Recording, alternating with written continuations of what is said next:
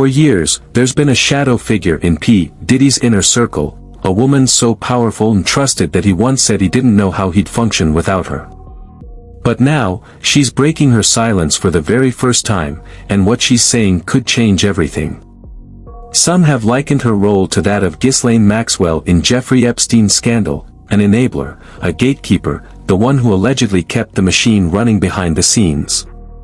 But is she really complicit, or is she just another casualty in the storm of allegations surrounding the hip-hop mogul? What does her shocking statement mean for her own future? Why now? And more importantly, what could this reveal about the explosive case building against Sean "Diddy" Combs? We're about to dive deep into this bombshell development, and we've brought in top legal expert Bradford Cohen, a criminal defense attorney, to the stars, to break it all down. Since legal troubles first came crashing down on Diddy in 2023, a wave of people have come forward to speak against him. But one name has remained eerily silent, until now. That name? Christina Korum. If you've been following this unfolding saga, especially our coverage here, you might be wondering, why does that name sound so familiar? Well, let's put it this way, in the web of allegations surrounding Diddy, Korum wasn't just any employee. She was his chief of staff, his right-hand woman, the one who, as he himself once wrote in a Facebook post, keeps everything in my life and my business running. She's been my right hand for the last 8 years and has consistently proven to execute and get sh*t done. Don't know how I'd function without her. That's not just a job description, that's a direct acknowledgement of just how deeply intertwined she was in his world. And now, with Diddy facing serious criminal charges, racketeering, conspiracy, sex trafficking, and transportation for prostitution, the question looms, how much did Christina Korum really know? Though she hasn't been charged criminally, her name has surfaced repeatedly in multiple lawsuits, placing her at the center of some of the most damning allegations against her former boss. And after months of silence, she's finally speaking out.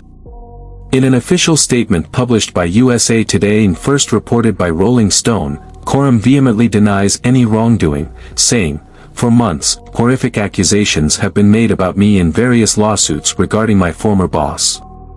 These false allegations of my involvement are causing irreparable and incalculable damage to my reputation and the emotional well-being of myself and my family. I have never condoned or aided and abetted the sexual assault of anyone, nor have I ever drugged anyone. The idea that I could be accused of playing a role in, or even being a bystander to, such acts is beyond devastating."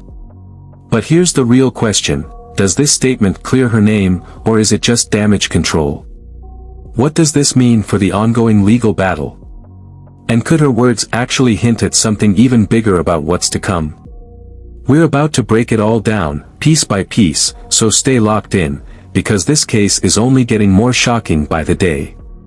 Christina Korum's statement was meant to set the record straight, to clear her name from the growing storm of allegations linking her to Sean "Diddy" Combs. But instead, it's only raised more questions, because what she's being accused of goes far beyond simply working for the embattled music mogul.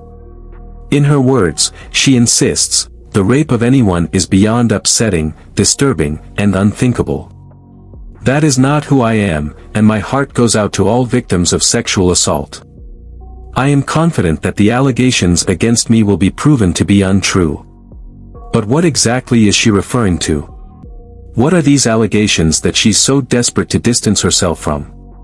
Well, let's start with the most shocking one.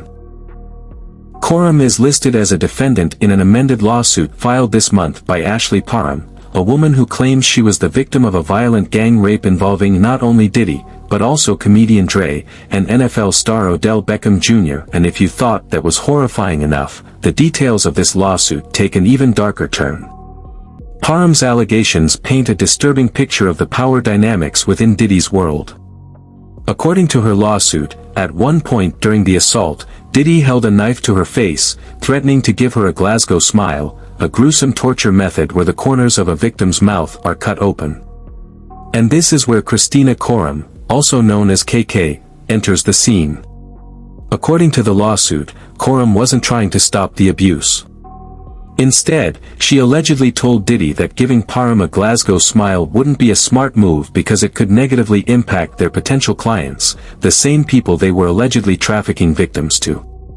And that's not all. The lawsuit further claims that Coram then made her own chilling threat, telling Parham that they could ship her off anywhere in the world and that she would never see her family again.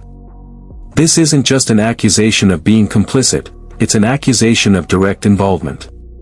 If these claims are proven to be true, Coram wasn't just an assistant in Diddy's empire, she was an enforcer, someone who allegedly helped maintain control over the victims. But the lawsuit doesn't stop there. Another shocking claim involves a forced medical procedure allegedly carried out by none other than Christina Coram herself. Parham's lawsuit states that at one point, Diddy forced Coram to use a syringe to insert an IUD, a birth control device, into her body against her will. And what's more disturbing? The argument between Diddy and Coram wasn't about whether or not the procedure should be done, it was about whether or not it would work. Let that sink in for a moment.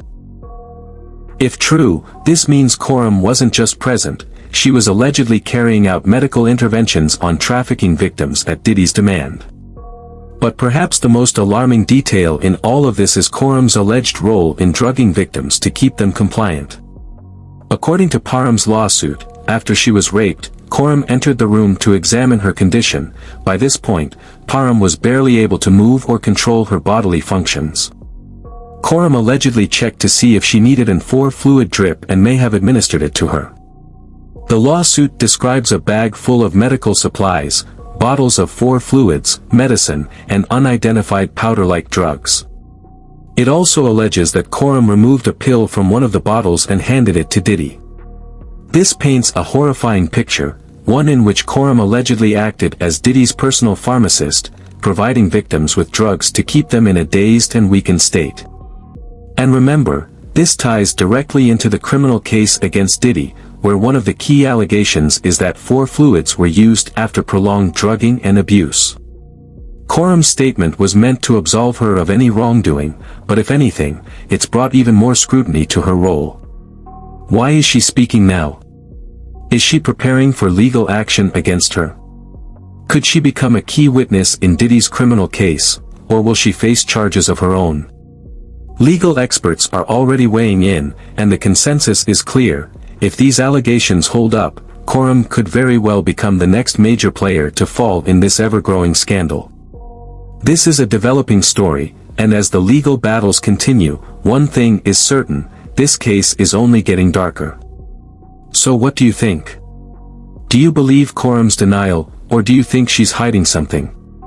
Let us know in the comments, and don't forget to like and subscribe as we continue uncovering the shocking details in this case.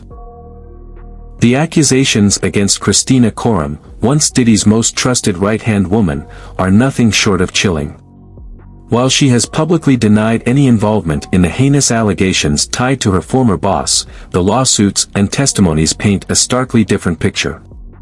She now faces lawsuits accusing her of racketeering violations, battery, assault, negligence, emotional distress, unjust enrichment, aiding and abetting sex trafficking, and false imprisonment.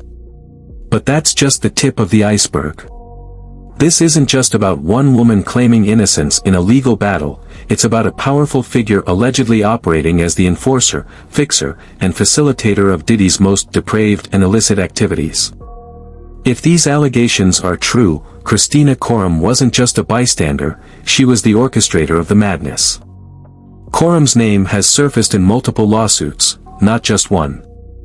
Among them is a case filed by multiple plaintiffs, including Latasha Forbes, Billy Cummings, Ian Phan, Ahmad Jenkins, Fallon Matthews, Lackey Applewhite, and Jane Doe. Their claims?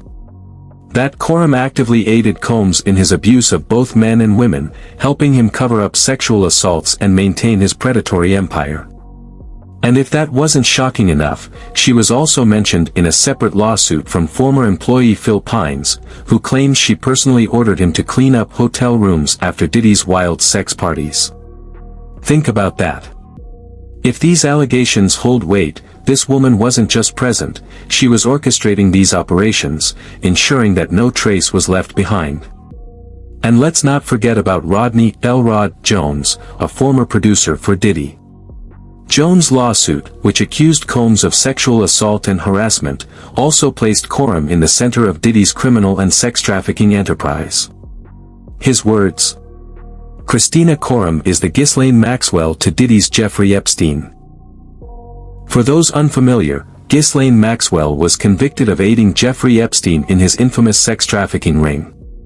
That's the level of seriousness we're talking about here. Rodney Jones' testimony paints an even more damning picture of Coram. He claims that as Diddy's chief of staff, Coram wasn't just an assistant, she was the mastermind behind the day-to-day logistics of Diddy's drug-fueled, sex trafficking empire. Among the shocking allegations, she ordered assistants to keep Diddy drugged at all times, ensuring he had a constant supply of cocaine, GHB, ecstasy, marijuana, and pills, all stored in black Prada pouches. Every employee, from the butler to the chef to the housekeepers, was allegedly required to carry these pouches to ensure Diddy always had his drug of choice within reach. She personally ordered and distributed ecstasy, cocaine, GHB, ketamine, marijuana, and mushrooms to Diddy and his guests, including during extravagant parties on rented yachts and in his Los Angeles and Miami homes. She arranged for sex workers to be brought to Diddy, negotiating prices and ensuring that the women were paid for their services. And perhaps most disturbingly, when Rodney Jones expressed discomfort over Diddy groping him, Coram allegedly dismissed it, saying, "You know, Sean will be Sean." That last line alone speaks volumes. If what Jones claims is true, it suggests Coram was fully aware of the sexual abuse happening within Diddy's empire, and did nothing to stop it. With all these allegations coming to light, Coram's recent public statement of innocence raises a crucial question: why now? If she's truly innocent, why wait until now to respond? Her denial isn't just a standard PR move, it's a strategic legal maneuver. With multiple lawsuits piling up and a potential criminal trial looming, Coram knows that silence is no longer an option. Legal experts believe that she could end up turning on Diddy, possibly striking a deal in exchange for immunity or a reduced sentence. But is she really just a pawn in this game, or was she one of the masterminds behind the entire operation? The truth will soon come to light. As Diddy's criminal case inches closer to trial, Coram's role could become a key focus. Will she be indicted as part of the criminal case? Will she flip on Diddy to save herself? Or is there still more to this story that we haven't uncovered yet? One thing is certain, this case is far from over. This is a developing story, and we'll be following every twist and turn. So what do you think? Is Coram guilty, or is she being set up? Let us know in the comments, and don't forget to like, subscribe, and turn on notifications, because this story is only getting wilder. With federal investigators closing in on Sean "Diddy" Combs, the role of his once trusted chief of staff, Christina Coram, is becoming more crucial than ever. Her recent denial of any wrongdoing isn't just a public relations move, it's a calculated strategy as pressure builds from multiple lawsuits and an impending criminal trial. But here's the real question: will Christina Coram testify? And if she does, will she stand by Diddy, or turn against him to save herself? With the FBI and federal prosecutors reportedly treating Diddy's case as a serious criminal enterprise investigation, Christina Coram is emerging as one of the most valuable people involved, either as a witness for the prosecution or as a potential co-defendant. Legal experts agree, there is no way she won't be called to testify. Why? Because she wasn't just an employee, she was the gatekeeper. She controlled Diddy's day-to-day life, from scheduling his meetings to handling his guests. She reportedly arranged sex workers for him, negotiated payments, and handled drug logistics at his parties. She allegedly covered up assaults, making sure victims stayed silent. If the government is building a racketeering case against Diddy, one that could potentially involve sex trafficking, drug distribution, and organized criminal activity, then Coram's testimony could be critical. But here's the problem for Coram: the lawsuits against her allege she was not just a passive observer, she was actively involved. Which means she's in trouble too. Coram's public statement, where she insisted she had no knowledge of any criminal activities, raised more questions than answers. If she's completely innocent, why even address the allegations now? Here's the likely reason: she knows the FBI is circling. She knows she's going to be called as a witness. She needs to control the narrative before investigators force her hand. But legal experts are skeptical. "I find it hard to believe that she knew nothing," said one attorney. "She was too close to Diddy's inner circle, too involved in the logistics of his operations. There's no way she didn't at least suspect something." With multiple lawsuits naming her and a federal investigation looming, Coram has two options: remain loyal to Diddy and risk going down with him. Cooperate with prosecutors to save herself. The second option is looking more likely by the day. If prosecutors believe they can flip her, she could become a key witness in their case against Diddy. But here's the risk: if she's too involved, prosecutors might not offer her a deal. Instead, she could find herself indicted alongside Diddy. If Coram does testify, what could she reveal? The inner workings of Diddy's empire. She could provide insider knowledge on his drug use, financial transactions, and sex parties. Key witness testimony on sex trafficking allegations. Did she help arrange women for Diddy? Did she see coercion or force? Crucial details about how Diddy's staff operated. Was there an organized system in place to keep victims quiet? The defense will likely attack her credibility, painting her as someone desperate to save herself. But if the evidence backs her claims, texts, emails, surveillance footage, her testimony could be devastating for Diddy. As Diddy's legal troubles mount, everyone involved, including Coram, is scrambling for survival. Will she flip? Will she stay loyal? Or will the government decide that she's just as guilty as Diddy? This case is only getting bigger.